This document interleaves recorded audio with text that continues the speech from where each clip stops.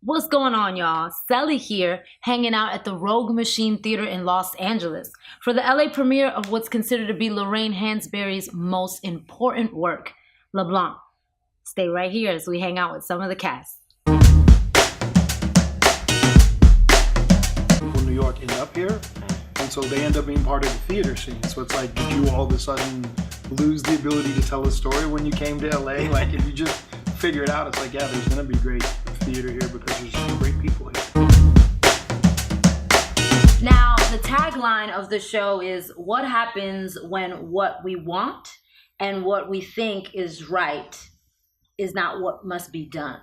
And I feel like that's the best place to start, given the political climate that we're in today.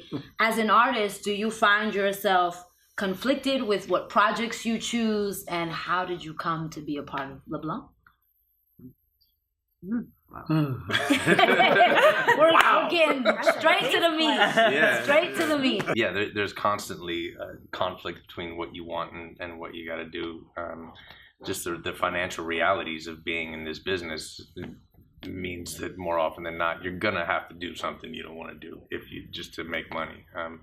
I have been relatively lucky in that I don't think I've ever I've never done a project that I just disagreed with. I hope that I can say I never will. Like I really want to be able to say I'm never going to do a McDonald's commercial. Like I just don't. I don't believe in McDonald's, whatever. But if I haven't had somebody come and actually offer me $30,000, Right. you know, like, so who knows?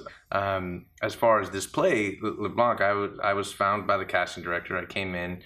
And when I found out what the project was, I read the play immediately, and I was just blown away. I was blown away, by the fact that, despite the fact that I thought I knew Lorraine Hansberry and knew about her work, I had no idea what this play was, and the fact that it was so incredible. Right? It was just chock full of brilliance, and felt so special and so powerful and so of the moment that I knew if I could figure out a way to work it into my life, I knew that I would be thrilled to be a part of it, and it feels like a real blessing. Yeah, I think one of the realities of the intimate theater is that it's, well, as far as, you know, your first part of your question is you get a real strong idea because when you do intimate theater, you're not necessarily doing it for the money.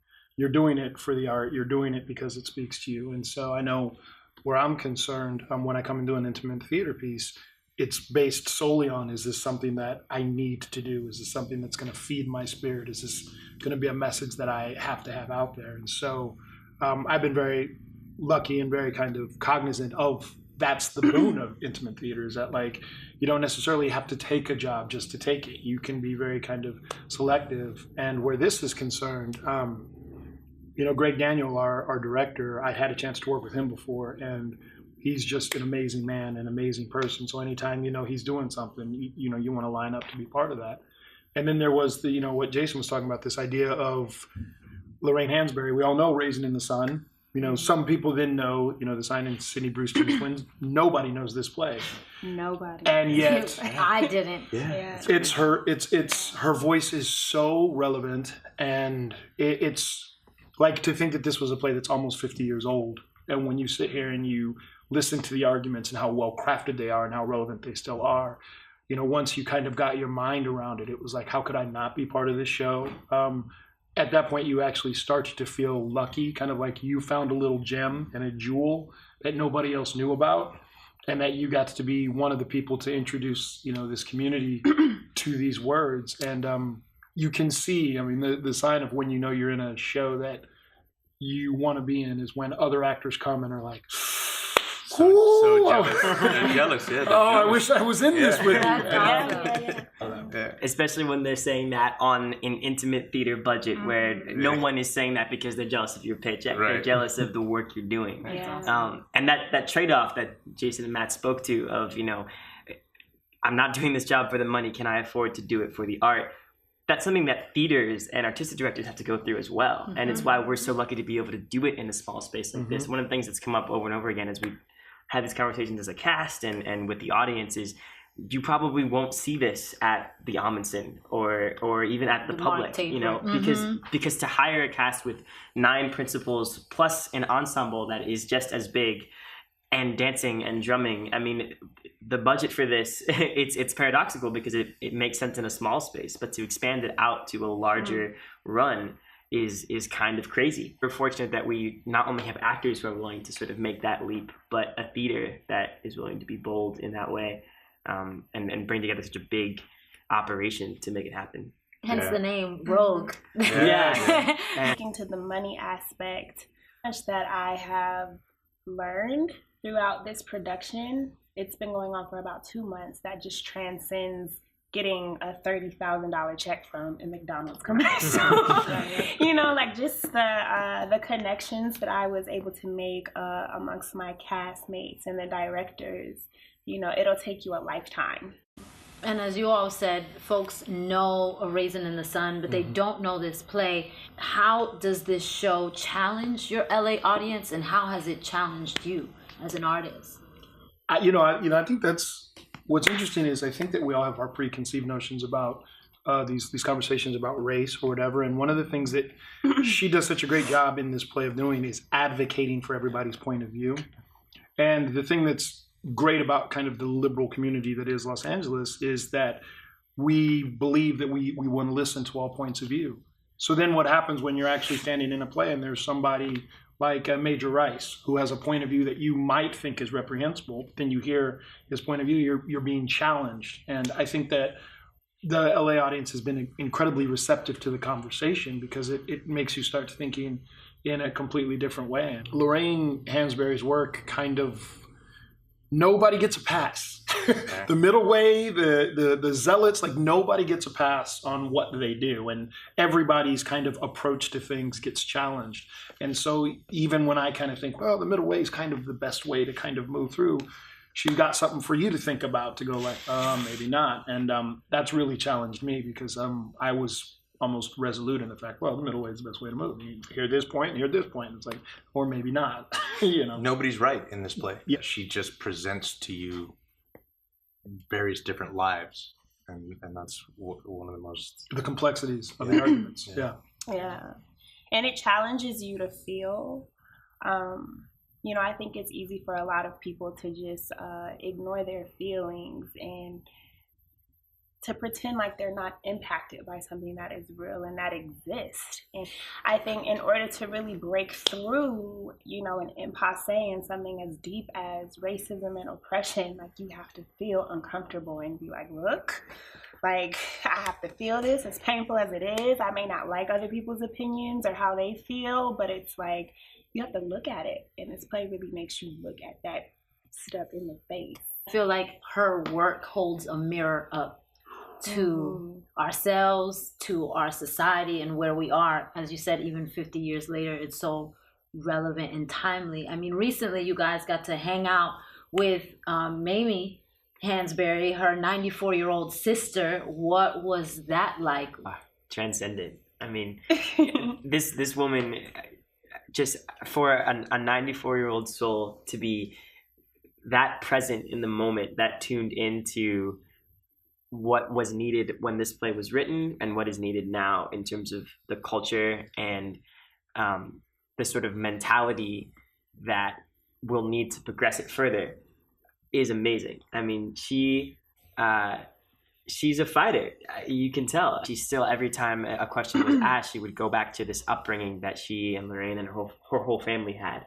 That was, you know, their central thesis of their childhood basically was you need to learn the tools to make the change you want to see in the world. And it's clear that for Lorraine, that came from playwriting. For Mamie, that came from a sort of more direct form of activism. I'm very proud to be Black and middle class. I deserve it. Her belief in our collective ability to be better, as long as that's what we're striving for, it's just so rewarding, so empowering. You know, you hear that, you see this woman of this age, and you know what she's lived through, and it makes you want to get up and go, no, I'm not gonna give up. We're gonna keep fighting. I know it's hard, it's annoying and it's exhausting, but no, like we owe it to these people who have come here before us to continue to put in that effort. And it was, I just felt so invigorated. It's humbling. And so you look at her, you look at her sister, and you go like, okay, she did all this by 34. What are you doing? You know, in that case, with this piece and in your life, when you hear the word artivist, what does that word mean to you? Being a professional actor, I know the thing that I always kind of had to struggle with myself are the three things about work that you do. There's does it feed your paycheck, right? Does it feed your resume? Does it feed your spirit? Right. And the thing about intimate theater is it's never going to feed your paycheck. So you just kind of you take that off the table. But it can feed your spirit and your resume. That then our goal becomes to be as honest of the advocate and the conduit for the point of view as we can, and give. Like that's kind of where the artivist comes in. You realize like, okay, this isn't about me trying to be a good actor or a bad actor. It's just about me trying to be the advocate as honestly as I can for this point of view, so that this collective can start to have this conversation that's so relevant. And I think that's what it means to me, is that you choose the work that you feel like can challenge those conversations. The beauty of this role for me is it's a constant reminder that my own personal growth, and sometimes the best thing that I can do for people who I'm trying to be allies for, is to shut up and listen. And it's like, and that is something that I still need to be reminded of over and over and over again. And it is a blessing to be given that in a piece of art that you're doing, right. You know? No coincidence. Yeah, no coincidence. I definitely believe that there's like roles are brought to you for a reason. Like God kind of orchestrates certain characters to be a part of your story and your story to be a part of theirs. You were meant to bring that role to life. That's why what's for you is for you. There's no need to be in competition with anyone for this role. Since we're on Celi's Hangout, I always like asking artists, where do they like to hang out? What are some of your top hangouts? Wow. You know, now we got to keep it light. We were all heavy for a while. But when I get an adult moment, I really like to go hang out at the $1.50 theater in Pasadena. $1.50. Yeah. I need to write that down. That's one of my spots. There we go. Ooh, this place called Catcher in the Rye.